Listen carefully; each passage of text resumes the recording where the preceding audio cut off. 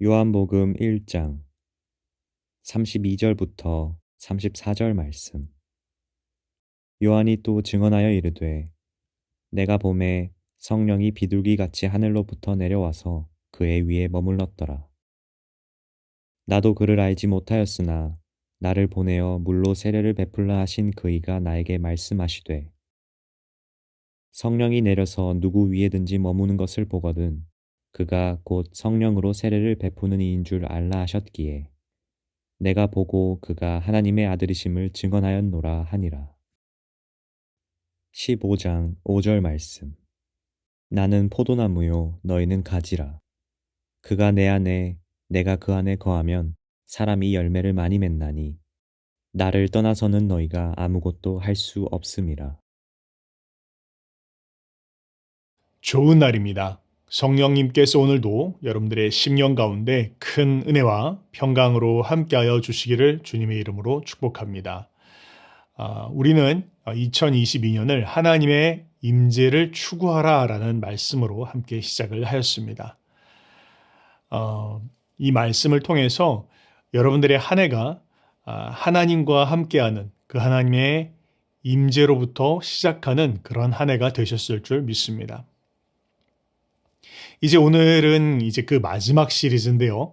14번째 주제로 어떻게 하면 우리가 하나님의 임재 안에 머무를 수 있을까? 이런 주제를 가지고 은혜를 나누기를 원합니다. 우리가 하나님의 임재로 시작하는 한 해를 지금 한 해의 첫 시작을 보내고 있는데요. 바라는 바는 올 한 해를 쭉 지나면서 또 올 연말까지 뿐만 아니라 우리의 인생 전체가 그 하나님의 임재 안에 머물러 있기를 축복합니다. 그럴 때 우리의 삶에 풍성한 열매들이 맺히게 되어질 것입니다. 성도들의 삶에 있어서 우리가 얼마나 열매 맺는 삶을 살 수 있는가에 대한 그 비결은 그것이 어디에 달려 있는가 하면 그것은 바로 우리가 얼마나 하나님의 임재 안에 머물러 있는가에 따라서 달라지게 되어집니다. 성경 요한복음 15장은 이렇게 이야기를 하고 있는데요. 나는 포도나무요 너희는 가지라. 그가 내 안에 내가 그 안에 거하면 사람이 열매를 많이 맺나니 나를 떠나서는 너희가 아무것도 할 수 없음이라 그렇게 이야기하고 있습니다. 우리가 한 해를 하나님의 임재 안에 머무르기만 한다면 하나님은 자동적으로 우리의 삶에 풍성한 열매를 주시겠다라고 약속하고 있는 거예요. 그러나 만약 우리가 하나님의 임재 가운데에 머무르기를 실패한다면 우리가 얼마나 애를 쓰고 노력을 한다 할지라도 우리의 삶에는 열매를 맺을 수가 없는 것입니다. 마치 삐쩍 말라버린 가지가 아무런 열매를 맺지 못하는 것처럼 우리가 예수님과 함께하고 또 예수님 안에 거하고 그분과 동행하는 삶에 있어서 우리가 실패한다면 우리의 삶에 어떤 노력이 있던 우리가 한 해를 두고 아무리 거창한 그런 목표를 세운다고 할지라도 우리는 그 목표에 도달할 수 없게 되어지는 것입니다. 때문에 우리가 어떻게 하면 하나님의 임재 안에 머무를 수 있을까? 이 부분들을 생각해 보는 것은 굉장히 중요한 주제다라고 생각을 합니다. 우리가 하나님의 임재 가운데 머물러 살아가는 삶을 한번 생각해 볼 때 그것의 가장 훌륭한 모델, 최고의 모델이 어디 있느냐라고 할 때 그것은 다름 아닌 바로 예수님 그분 자신이실 것입니다. 예수님은 그분 스스로가 하나님의 본체셨습니다. 그러나 그럼에도 불구하고 예수님께서 이 땅 가운데 육신의 몸을 입고 이 땅에서 사시는 동안 그분은 항상 성령 하나님을 의지하며 또 그분의 임재 가운데 머무는 삶을 사셨다라는 것을 성경은 이야기하고 있습니다. 우리 방금 읽어보았던 본문 말씀 가운데 이렇게 주님이 이야기하시는데요. 성령이 비둘기같이 하늘로부터 내려와서 예수님 위에 머물렀더라 그렇게 이야기하고 있습니다. 세례 요한이 이야기하는 것은 예수님께서 세례를 받으셨을 때 그때 성령께서 마치 비둘기의 모습으로 예수님 위에 오셨고 또한 그 위에 머물렀다라고 그렇게 표현을 하고 있습니다. 중요한 것은 예수님 위에 그냥 성령님께서 한번 오셨다가 떠나신 게 아니라 그분 위에 계속해서 머물러 계셨다라는 것입니다. 머물러 있었다라는 것은 어떤 일시적인 현상을 이야기하는 것이 아니라 항상 예수님 위에 성령 하나님께서 그분과 함께 하셨다라는 것을 강조해서 이야기하는 것입니다. 그렇기 때문에 성경은 예수님께서 하는 모든 사역 가운데 하나님께서 성령을 한량없이 부어줬다라고 또한 이야기하고 있고, 뿐만 아니라 예수님은 그분이 하시는 탄생부터 그분의 사역 내내 또 십자가에 달리시고 부활하실 때까지 늘 성령님과의 밀접한 교제 가운데 또 그분의 임재 가운데에서 하나님의 사역들을 감당했다는 것을 우리는 볼 수 있습니다. 바로 그렇게 예수님께서는 그분 스스로가 하나님이셨지만 그러나 성령 하나님과의 밀접한 교제 가운데 또 그분의 임재 가운데 사시고 또 그분을 의지하는 삶을 살기 시작할 때 결국 하나님께서 예수님을 보내신 그 뜻을 이루어드리는, 그러니까 우리말로 하면 열매를 풍성하게 맺는 그런 삶을 사셨다는 것을 우리는 볼 수 있습니다. 그런데 여기서 우리가 한번 생각해 봐야 되는 중요한 사실이 있어요. 그것이 무엇이냐면 하나님께서는 예수님에게 성령을 부어주셔서 하나님의 뜻을 이루어드릴 수 있도록 하셨습니다. 예수님께서는 항상 성령님을 의지하면서 하나님의 뜻을 이루어 드리셨습니다. 그런데 놀라운 사실은 무엇이냐면 하나님이 그 동일한 성령을 우리들에게도 주셨다라는 것입니다. 하나님께서 예수님에게 주셨던 그 성령님을 하나님은 그 동일한 성령님을 우리에게도 주셨어요. 그래서 우리에게도 그 예수님과 함께 하셨던 성령님이 우리와도 지금 함께하고 계십니다.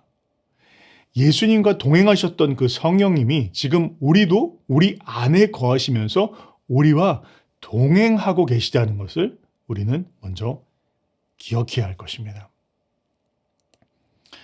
그런데 더 놀라운 사실이 있습니다.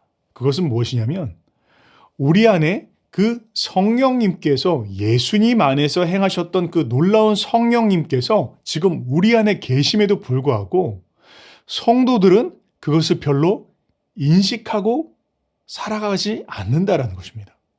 우리 안에 성령님이 살아계십니다. 그 성령님은 예수님 안에 계셔서 놀라운 일들을 행하시고 기적을 행하시며 하나님의 뜻을 완성하신 그 성령님이십니다. 그런데 그 위대한 성령님이 지금 우리 안에 계심에도 불구하고 우리는 그 성령을 별로 인식하지 않고 중요하게 여기지도 않으면서 살아가고 있다는 것이 정말 놀라운 사실이 아닐 수 없습니다. 여러분 한번 생각해 보세요. 우리에게 정말 돈으로 살 수 없는 어마어마하게 비싼 그런 보석이 우리한테 선물로 주어졌습니다. 그러나 그것이 얼마나 비싸던 얼마나 희귀한 것이던 그냥 장롱 속에 두고 꺼내보지도 않고 또 그것을 어디 되팔아서 돈으로 바꾸지도 않고 사용하지도 않는다면 그것이 가치가 얼마나 대단하든지 간에 우리의 삶에 어떠한 변화도 어떠한 열매도 주지 못하게 되는 것입니다. 그것과 정말로 똑같이 성령님께서는 우리에게 정말 보화와 같은 그 어떠한 보화보다 바꿀 수 없는 그런 분이십니다. 그런 분께서 지금 우리에게 들어와 계시는 거예요. 우리와 함께 살고 계시는 것입니다.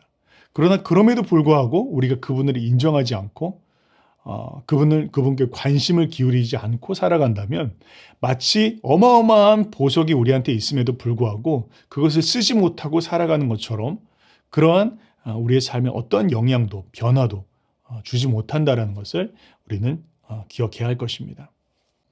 자, 그렇다면 우리가 어떻게 하면 우리가 예수님처럼 성령 하나님의 임재 안에 머무는 그런 삶을 살 수 있을까요?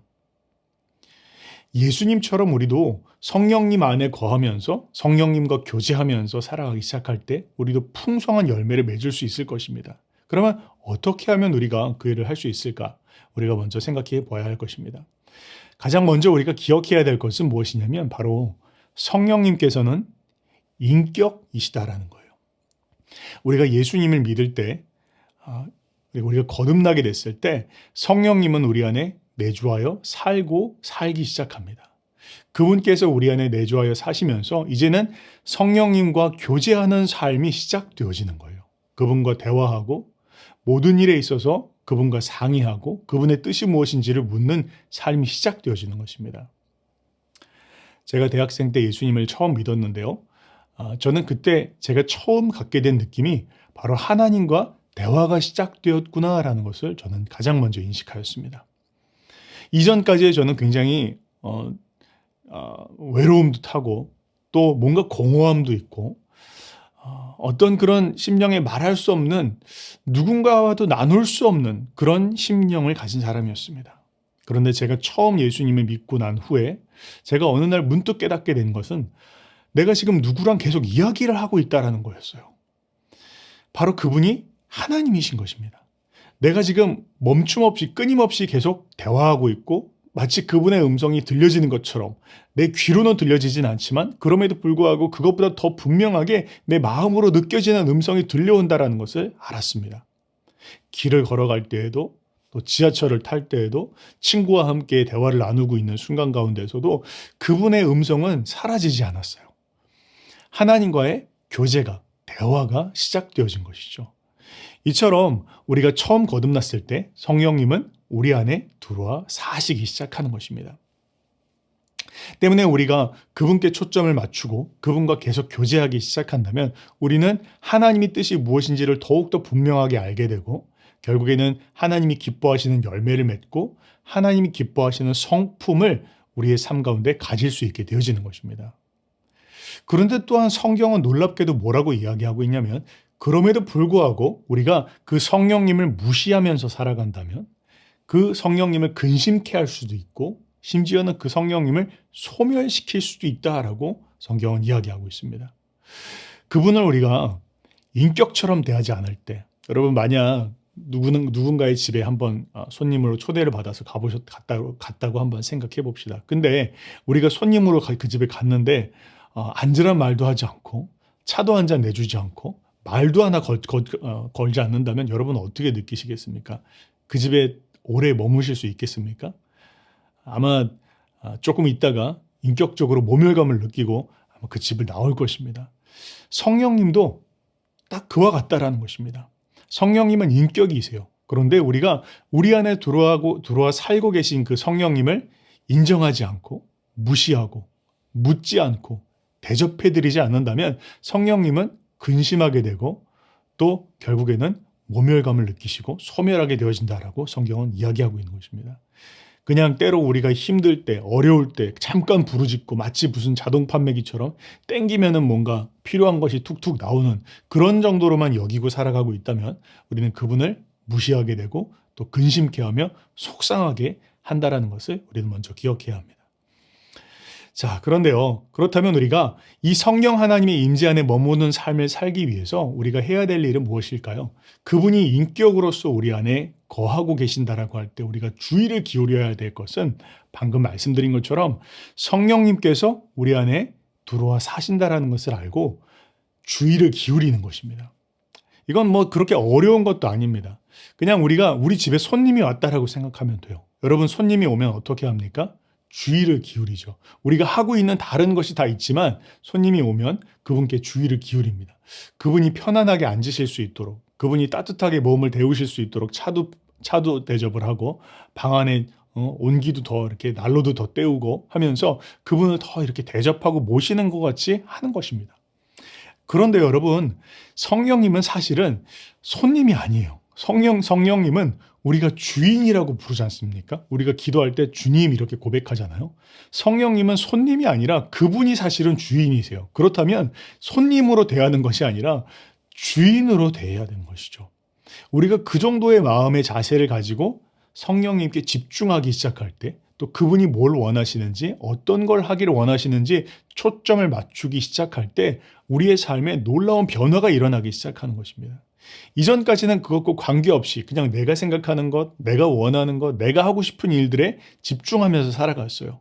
그런데 성령님께서 이제 우리의 삶 가운데 찾아오십니다. 그리고 이제 그분이 우리와 함께 우리 삶 속에서 임재하고 계시고 또 우리 가운데 대화하고 계십니다. 그분께 초점을 맞추고 그분의 음성을 듣고 그분의 방향을 따르기 시작할 때 삶의 위대한 그런 변화가 일어나기 시작하는 것입니다. 오늘 본문에서 예수님께서 세례를 받으실 때 성령님께서 그 가운데 머무셨다 그렇게 표현을 하고 있어요. 이렇게 한번 생각을 해봅시다. 여러분이 공원에 이제 갔는데요. 공원에 자리를 이렇게 잡고 앉아 있는데 어떤 예쁜 새가 어깨 위에 내려와 앉았어요. 근데 그 새가 너무나 예뻐가지고 날려보내고 싶지 않은 거예요. 그래서 이제 그 새를 보면서 이제 생각하는 겁니다. 어떻게 하면 이 새가 날아가지 않을 수 않도록 할까? 근데 만약 내가 그냥 막 행동을 과격하게 하고 소리를 지르고 그냥 내 성격대로 막 뛰어다니고 이런다면 이 새는 그만 놀라고 날아가 버리게 되는 것입니다. 그러나 만약 내가 이 새를 정말로 내 어깨 위에서 떠나보내지 않도록 하기 위해서라면 조심스럽게 그리고 또 새가 뭘 원하는지 이 새가 바라는 것이 무엇인지 놀라지 않도록 내가 걸음을 걸을 때에도 이 새의 그런 어떤 분위기를 느끼면서 또 내가 손을 뻗을 때에도 내가 어디를 뭔가를 바라볼 때에도 이 새에게 주의를 기울이면서 행동하게 되어질 거예요. 마치 이와 같습니다. 우리 성령님께서는 겸손하고 온유한 분이세요. 그렇기 때문에 그분은 그분 자신도 인격이시지만 우리 또한 인격이라는 것을 주님은 존중해 주시는 분이십니다. 때문에 그분은 우리한테 어떤 힘으로 우리를 억지로 이끌어 가시는 그런 분이 아니세요. 우리가 인정하는 만큼, 우리가 내어드리는 만큼, 우리가 그분을 존중해 드리는 만큼 그분은 일하시는 분이십니다. 그처럼 우리가 새에게 집중해서 움직이는 것처럼 우리가 성령님을 주의를 기울여서 그분이 뭘 원하시는지 내가 누군가를 만난다고 할 때 또 내가 어떤 일을 결정한다고 할 때 그분은 이것에 대해서 어떻게 생각하실까? 어떻게 느끼실까? 무엇을 바라실까? 거기에 집중하면서 살아가기 시작할 때 우리의 삶에서 그 하나님의 임재가 성령님의 임재가 떠나가지 않는 것입니다. 그리고 그렇게 계속해서 우리가 살기 시작할 때 그 하나님의 임재 속에서 풍성한 열매가 계속해서 맺히게 되어지는 것을 보게 되어지는 것입니다. 여러분 우리가 이것처럼 올 한 해 우리가 이제 2022년을 하나님의 임재를 추구하라라는 그런 말씀으로 시작을 했는데요.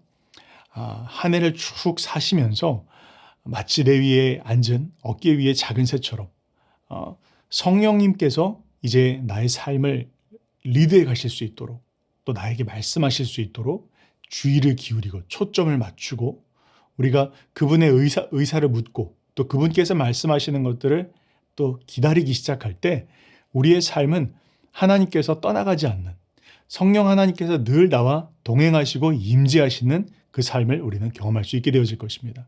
그리고 그렇게 임재 가운데 계속 머무르는 삶을 살 수 있게 될 것이고 어느덧 내 성품이 뭔가 이전과 달라졌구나. 나의 삶에 이게 예전에 맺히지 않았던 열매들이 맺히기 시작하는구나라는 것을 여러분들이 보실 수 있을 것입니다. 그렇게 성령님의 임재 가운데 한 해를 머무시는 그런 여러분들 되시기를 주님의 이름으로 축복합니다.